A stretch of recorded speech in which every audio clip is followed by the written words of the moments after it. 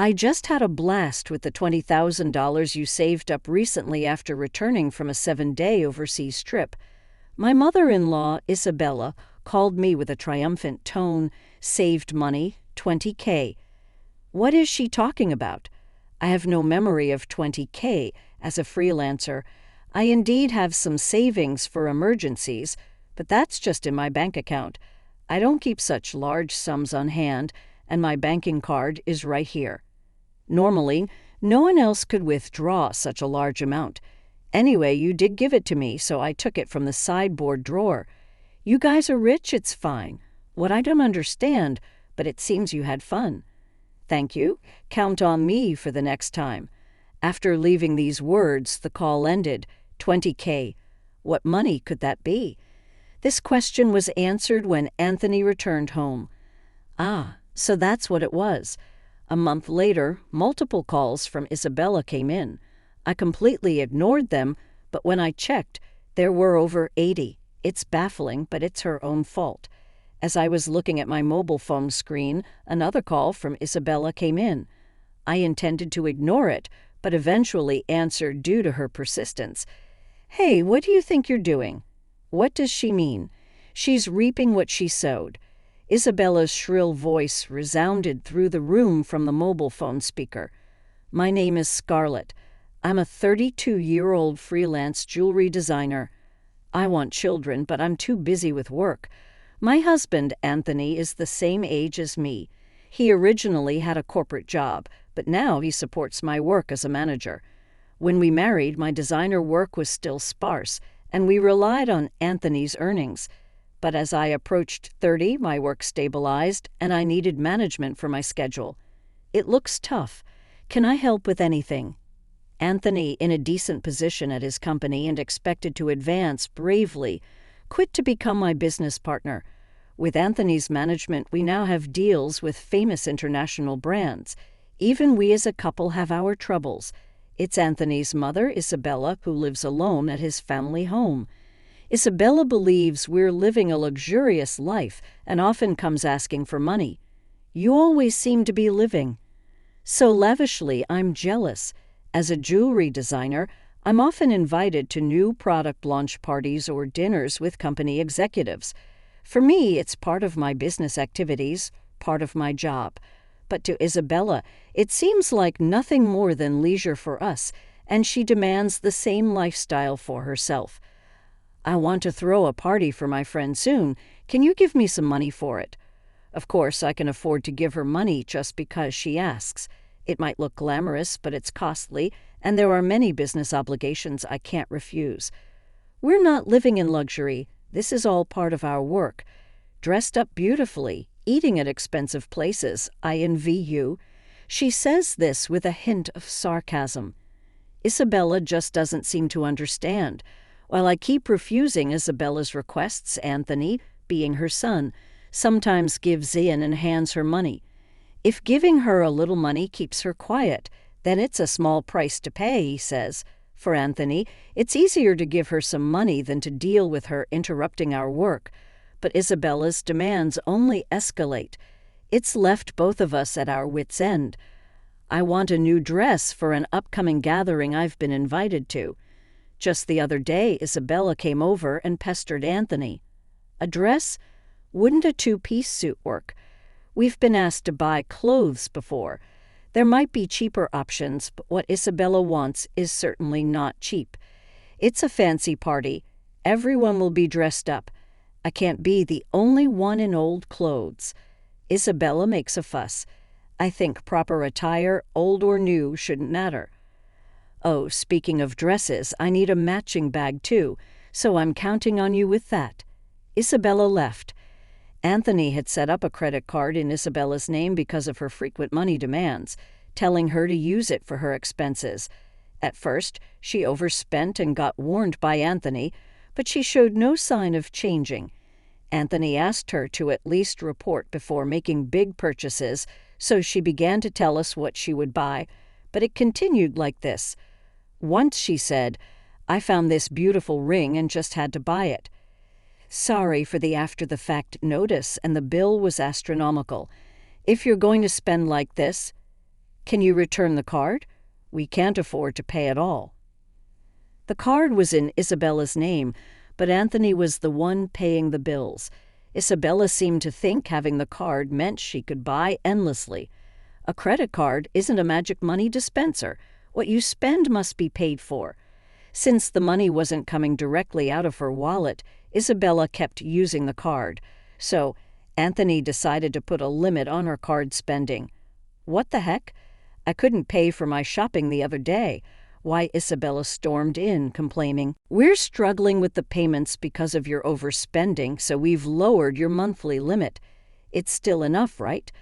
Just because you say that, you too are still dressing up, going to fancy places. How is what I'm doing any different, Isabella? That's part of our job. If that's a job, then what I'm doing isn't any different. It's unfair that only you two get to have all the fun. The product launches and parties often take place in luxury hotel event halls or restaurants, but our attendance is for work purposes.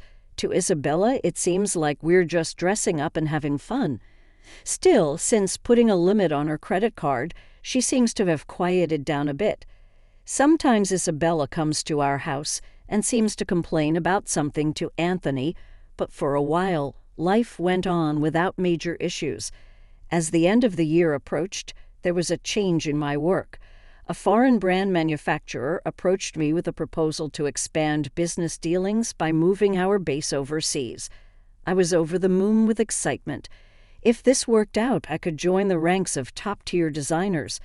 Anthony, handling it as my manager, said, "It's a chance we have to take. Right, opportunities like this are rare. But then, I'm worried about Mom. She might even say she wants to come with us. Given Isabella's past behavior, it was a plausible concern. It would be wonderful to live overseas. I want to come too. We told Isabella about it. That weekend, she said, just as we predicted, we're going there for work. It's not going to be a leisurely life." Anthony tried to explain, but Isabella wouldn't give up. "You're trying to trick me.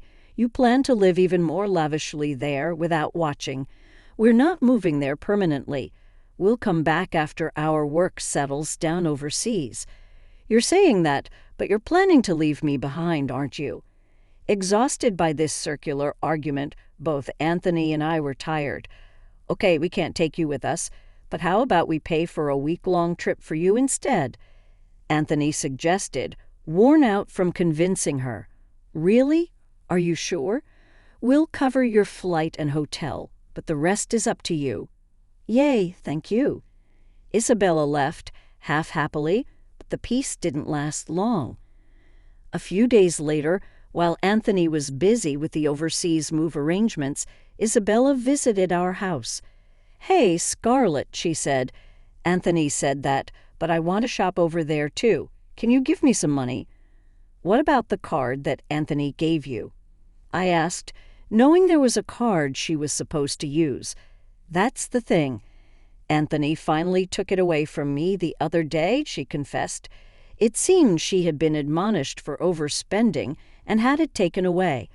Maybe he was worried she'd misuse it with different currency rates overseas. I thought, but I didn't have such money on hand either.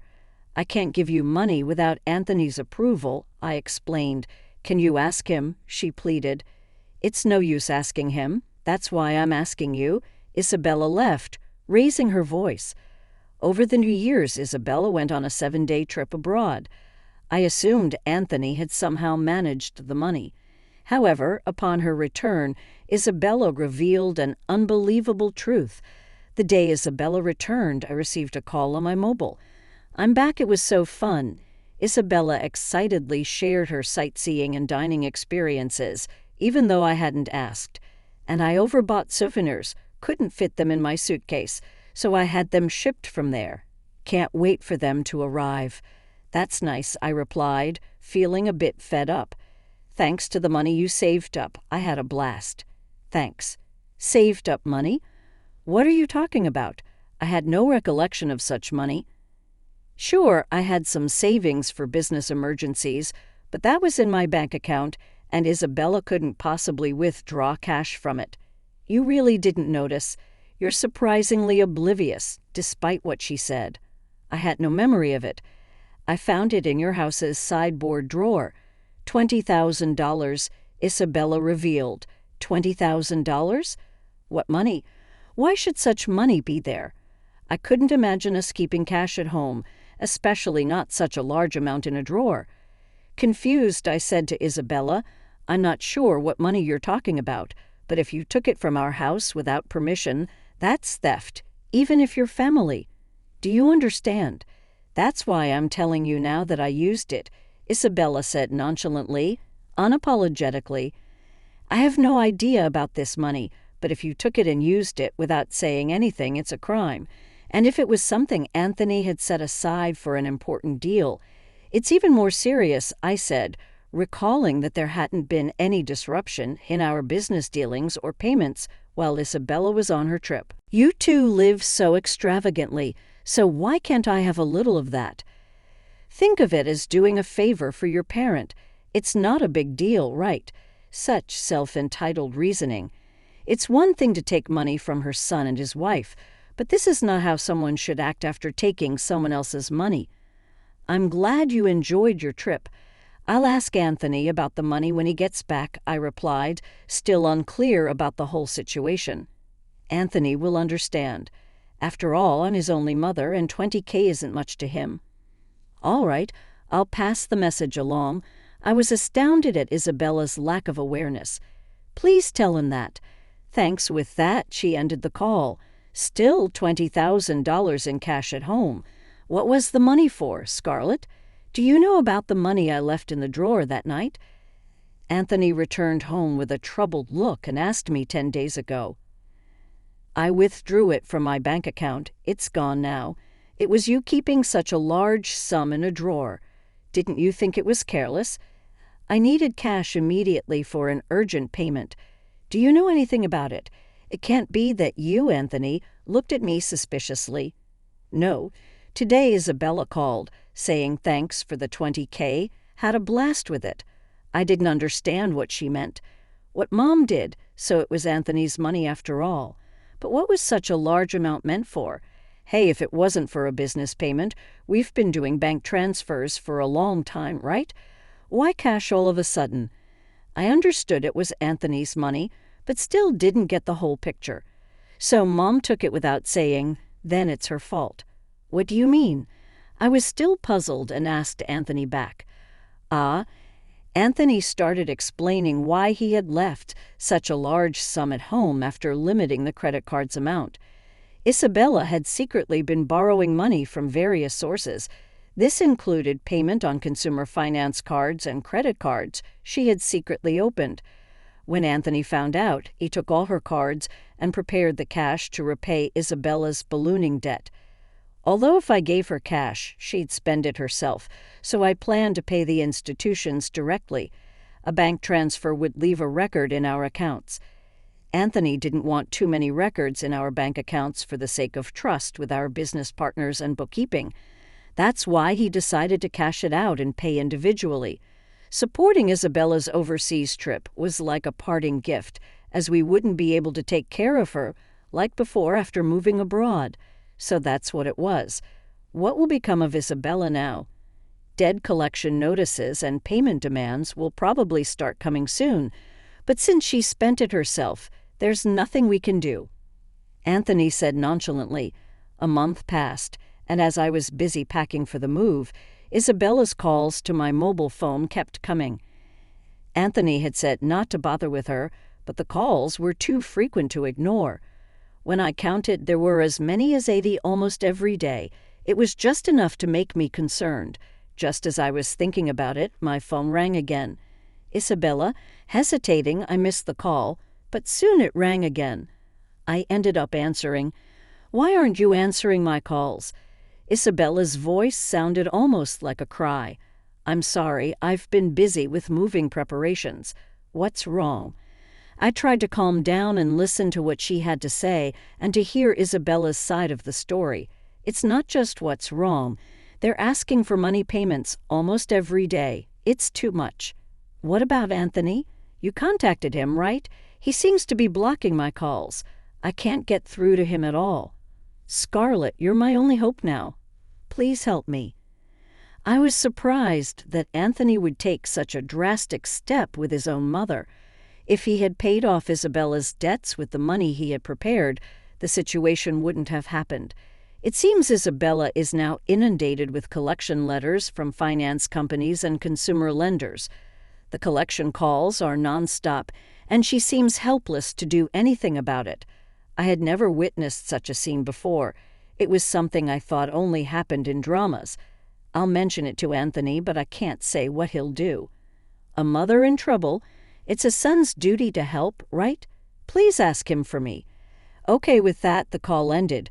We need funds for our business expansion overseas, and we can't afford to help Isabella. Besides, it's her own fault for using the money Anthony had prepared to pay off her debts. She called you? Just ignore it. When I told Anthony about the call after he returned home tired, he dismissed it coldly. I had planned to sort things out before we left, but she wasted the opportunity herself. That's true. The money was originally intended to clear Isabella's debts. She used it for a lavish trip instead, leaving no room for excuses. Despite continued calls from Isabella, I set her number to block, just like Anthony, though I wish I could help her. Being Anthony's mother, there's nothing I can do if he's decided to ignore her. Meanwhile, the day of our move overseas was drawing closer. I had to finish packing.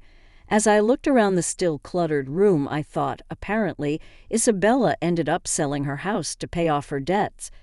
In addition to the $20,000 that Anthony had intended to repay, she seemed to have hidden more debts. The amount was so large that even after selling her land and house, she couldn't pay it all off. The total balance was unimaginable. Hey, our family home, it's gone. Are you okay with that? How can I be okay? But there's nothing we can do. Anthony looked somewhat sad. Losing the house where one grew up must feel like a great loss. Having lost my parents' house early, I understood the loneliness of losing one's family. But unlike me, Anthony lost his place to return to because of his living mother.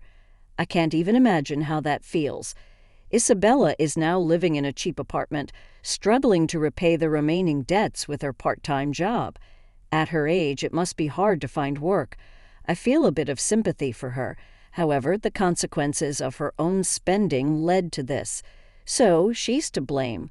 Even for the elderly, they must take responsibility for their actions. My business is going well overseas, and the move has brought more inquiries from other brands. I'm getting offers from unexpected places, something I couldn't have imagined back home. It's all very appreciated, but I'm so busy I barely have time to sleep. Despite being overseas, I don't have the time to explore. Anthony is also a busy man in everything. At this rate, having children is still a distant thought. I ponder this as I gaze at the foreign cityscape outside the window.